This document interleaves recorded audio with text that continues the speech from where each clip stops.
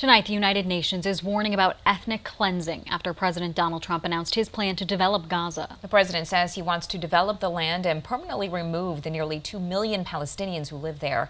ABC's Perry Russom has you covered on how the world is reacting to that idea. The United Nations denouncing President Trump's plan to take over Gaza and permanently move the nearly 2 million Palestinians who live there. Any forced displacement of people is tantamount to ethnic cleansing.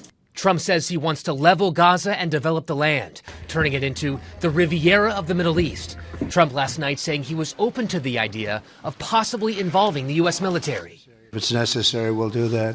The White House today. The president has not committed to putting boots on the ground in Gaza. Secretary of State Marco Rubio traveling in Guatemala. It's not meant as a hostile move. It was meant as I think, a very generous move, the offer to rebuild and to be in charge of the rebuilding of a place, many parts of which right now, even if people move back, they would have nowhere to live safely. Republican lawmakers on Capitol Hill searching for clarification on Trump's idea. There's some ambiguities and blanks to fill in. I expect the White House to do that.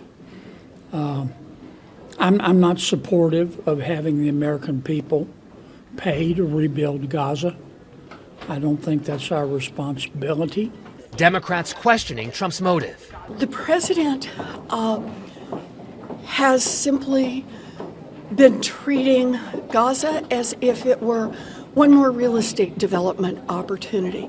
Some of America's closest allies pushing back, saying Palestinians should be able to stay in Gaza. They must be allowed to rebuild, and we should be with them in that rebuild on the way to a two-state solution. The Australian government support, on a bipartisan basis, a two-state solution.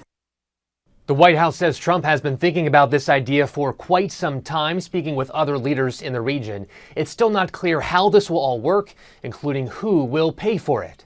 Perry Russom, ABC News, Washington.